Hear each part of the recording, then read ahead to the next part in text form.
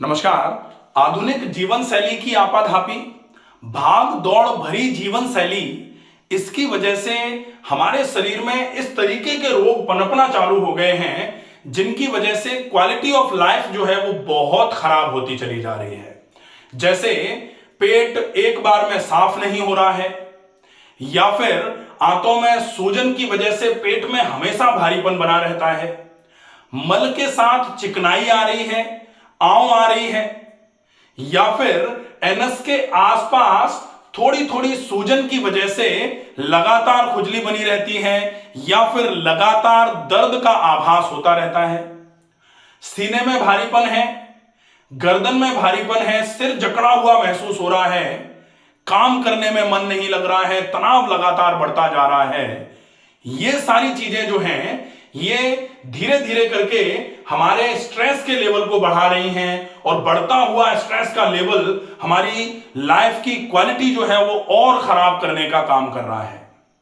अगर आप इन सारी समस्याओं से बचना चाहते हैं और आप चाहते हैं कि आपकी लाइफ जो है वो बहुत अच्छे तरीके से ट्रैक पर चले, शरीर रोग मुक्त रहे, शरीर स्वस्थ रहे, तो बहुत आवश्यक होता है कि आपका आहार और आपका विहार बहुत अच्छे तरीके से होना चाहिए। आज हम इस वीडियो में अंत तक ये समझेंगे कि आपके आहार और विहार का आपके जीवन शैली पर क्या प्रभाव पड़ता है। आप अपने आहार और विहार में, आहार और व्यायाम में सुधार करके किस तरीके से अपने जीवन को बहुत बेहतर बना सकते हैं। वीडियो में अंत तक बने रहें ताकि आप ये पूरी बात अच्छे तरीके से समझें कि अगर आपको रोग मुक्त रहना है तो बहुत आवश्यक है कि आपको अपने आहार और अपनी दिनचर्या पर काम करना बहुत जरूरी है। एक चीज और विशेष तौर पर देखी जाए कि जब आप ये सोच रहे हैं कि आप अच्छा खाएं ताकि आपका शरीर बहुत अच्छा हो जाए, उसके पहले आपको यह भी विचार करना पड़ेगा कि जो अभी तक खराब खा खा करके पेट को और पूरे शरीर को खराब किया है उसका क्या करना है। तो जो लगातार खराब खा खा करके पूरे पाचन तंत्र को खराब किया है और पाचन तंत्र को गंदगियों से भर दिया है, उस गंदगी को निकालना बहुत आवश्यक है। इसलिए अब तीन चीजें हो जाती हैं जो आपके स्वास्थ्य में सबसे ज्यादा भूमिका निभाएंगी। सामान्य तौर पर एक और कहावत रही, और वो कहावत रही है, शुद्धो देहा मनुष्यस्य सह जीवति वर्ष शतम। अर्थात शरीर की शुद्धि अगर अच्छे से कर ली जाए तो शुद्धि से ही स्वास्थ्य संभव है।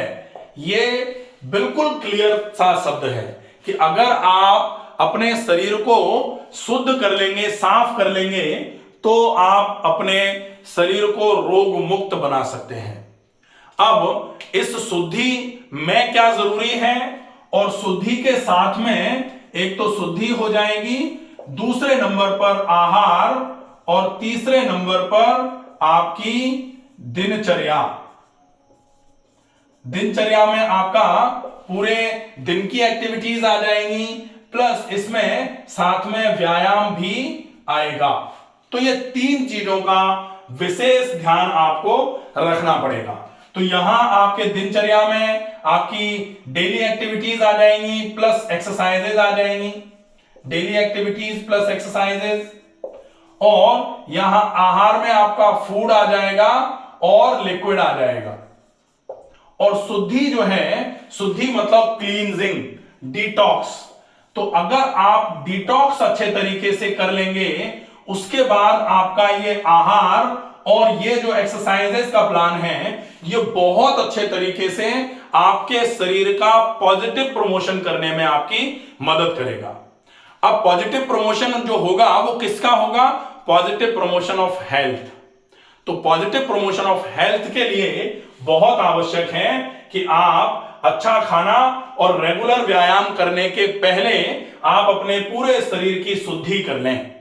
और पूरे शरीर की शुद्धि में सबसे पहले कहां से शुद्धि शुरू की जा सकती है? वो है आपका पाचन तंत्र। पाचन तंत्र में आप अपने पूरे के पूरे डाइजेस्टिव ट्रैक्ट को साफ करने के लिए, अपर जीआई को साफ करने के लिए, अगर आपको बीपी की समस्या नहीं है तो एक क्रिया होती है कुंजल। कुंजल क्रिया में क्या किया जाता है, आप यहां थोड़ा कुनकुना सा जल पीते हो और खूब सारा पानी पीने के बाद थोड़ा आगे झुक करके उस पिए गए पानी को निकाल देते हो, जिसमें आपके आमाशय और आहार नाल में जो भी चिपका हुआ म्यूकस है या कोई फूड पार्टिकल जो रुके हुए हैं वो आपके पानी के साथ बाहर निकलना चालू हो जाते हैं। उसके बाद फिर बारी आती है आपके कोलोन क्लीनिंग की। तो कोलोन क्लीनिंग के लिए एक बहुत अच्छी क्रिया होती है जिसको बोला जाता है एनिमा। एनिमा में पानी आपके एनस से होते हुए कोलोन में डाला जाता है। लगभग 700 मिलीलीटर से शुरू होकर के वो 1 लीटर तक का पानी, 700 ml से आप 1000 ml तक पानी इंटेस्टाइन में डालते हैं थ्रू एनस, और उसके बाद वो पानी थोड़ी देर के लिए आपको आपकी इंटेस्टाइन में रोकना होता है, और उस पानी को रोकने से एक सेंसेशन क्रिएट होता है, एक रिफ्लेक्स क्रिएट होता है जिसको बोला जाता है गैस्ट्रोकोलिक रिफ्लेक्स। और अगर ये गैस्ट्रोकोलिक रिफ्लेक्स जनरेट होता है उसकी वजह से आपके आमाशय से शुरू होकर के और कोलोन के टर्मिनल हिस्से तक पेरिस्टाल्सिस इंप्रूव हो जाती है, जिसकी वजह से आमाशय से लेकर के आपका जो पूरा का पूरा हिस्सा है स्मॉल इंटेस्टाइन और स्मॉल इंटेस्टाइन के बाद में लार्ज इंटेस्टाइन, ये पूरा का पूरा अच्छे तरीके से साफ होना चालू हो जाता है इस तरीके से। तो ये एनिमा हो गया। इसके बाद में अब बारी आती है कि आप अच्छे तरीके से अपने पूरे पाचन तंत्र की मांसपेशियों, पाचन तंत्र में जो आते हैं छोटी आंत, बड़ी आंत, आमाशय, इसकी मांसपेशियों की टोन को इंप्रूव कर दो ताकि फंक्शनल एबिलिटी अच्छी हो जाए, ताकि जब अच्छा खाना और अच्छी मात्रा में लिक्विड पहुंचाया जाए तो ये उसको अच्छे तरीके से पचाएं और उसके बाद उसमें से पोषक तत्वों का अच्छे तरीके से अवशोषण कर लें। उसके लिए बहुत अच्छा ट्रीटमेंट होता है पेट का गरम ठंडा सेक या फिर गरम ठंडा कटी स्नान। तो ये ट्रीटमेंट बहुत इफेक्टिवली आपके लिए काम में आने वाले ट्रीटमेंट हैं, इनका उपयोग हो जाए। इसके बाद फिर बारी आती है अच्छे खाने की और अच्छी मात्रा में लिक्विड्स की। तो अच्छे खाने में आप ताजे फल, ताजी सब्जियों का सलाद, ताजी सब्जियों को उबाल करके ज्यादा मात्रा में खाना और साथ में ताजी सब्जियों का रस का उपयोग भी कर सकते हैं। अगर आप चाहें तो आप जो कुकिंग का प्रोसेस है उसमें बॉइलिंग जो है उसका उपयोग कर सकते हैं। आपको तेल घी में बहुत ज्यादा फ्राइड चीजें नहीं खानी है, कोशिश करना है प्रोसेस्ड फूड या डब्बे बंद चीजें जो आपको मार्केट में मिलती हैं उसका उपयोग बिल्कुल बंद कर दिया जाए। ज्यादा से ज्यादा मात्रा में पानी पिया जाए, ज्यादा से ज्यादा मात्रा में आपको फल और सब्जियों का उपयोग करना है। अगर आपको ग्रेन्स खाने हैं तो होल ग्रेन्स का यूज आप कर सकते हैं। लेंटिल्स का यूज, जो दालें हैं उनका यूज आप कर सकते हैं। लेकिन अगर आप दाल खाएंगे, प्रोटीन खाएंगे तो फिर आपको अपनी एक्सरसाइजेज को ज्यादा बढ़ाना पड़ेगा, क्योंकि अगर एक्सरसाइजेज नहीं करी तो फिर दालें आपकी डाइजेस्ट नहीं होंगी, वो आपके पाचन तंत्र को फिर से भारी करना चालू कर देंगी। इसलिए अब आपका खाने का हो गया, ज्यादा मात्रा में पानी पिएंगे, अच्छी मात्रा में फाइबर्स का इंटेक करना चाहिए। अब फाइबर्स के लिए 2 टाइप के फाइबर होते हैं, सॉल्युबल फाइबर और इनसॉल्युबल फाइबर। सॉल्युबल फाइबर्स का मतलब है कि ये पानी के साथ घुल करके जेली लाइक स्ट्रक्चर बना करके आपके पाचन तंत्र को अच्छे तरीके से मजबूती देने का काम करते हैं। ये सॉल्युबल है मतलब ये डिसॉल्व हो जाते हैं।